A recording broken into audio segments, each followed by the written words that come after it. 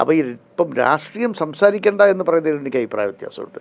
രാഷ്ട്രീയം സംസാരിക്കുക തന്നെ വേണം. തീർച്ചയായിട്ടും കേരളത്തിലെ ഇന്ത്യയിലെ ജനങ്ങൾ മനസ്സിലാക്കേണ്ട ഒരു കാര്യം, മാറിയ രാഷ്ട്രീയ സംസ്കാരങ്ങൾ പല രീതിയിൽ കൊണ്ടുവന്നുകൊണ്ടിരിക്കുകയാണ്.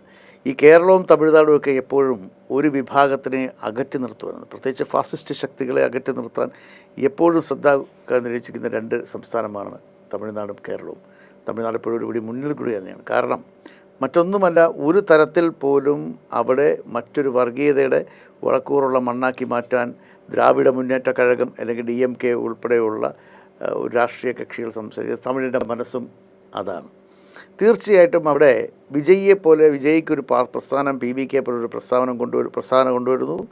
ആ പ്രസ്ഥാനം തീർച്ചയായിട്ടും വോട്ട് സ്പ്ലിറ്റ് ചെയ്യാൻ വേണ്ടിയുള്ള ആരുടെയെങ്കിലും കുൽസിത ശ്രമത്തിൻ്റെ ഭാഗമാണോ, PR വർക്കിൻ്റെ ഭാഗമാണോ, ഇത് നമ്മൾ മനസ്സിലാക്കേണ്ടിയിരിക്കുന്നു. അപ്പോൾ അതുകൊണ്ട് എനിക്ക് പറയാനുള്ള ഒറ്റ കാര്യം മാത്രമേ ഉള്ളൂ. ഇതിൻ്റെ അകത്ത് ഇപ്പോൾ നമ്മുടെ ഏറ്റവും പക്വമായ മറുപടിയാണ് ശ്രീ സ്റ്റാലിൻ്റെ ഭാഗത്തുനിന്നുണ്ടായത്.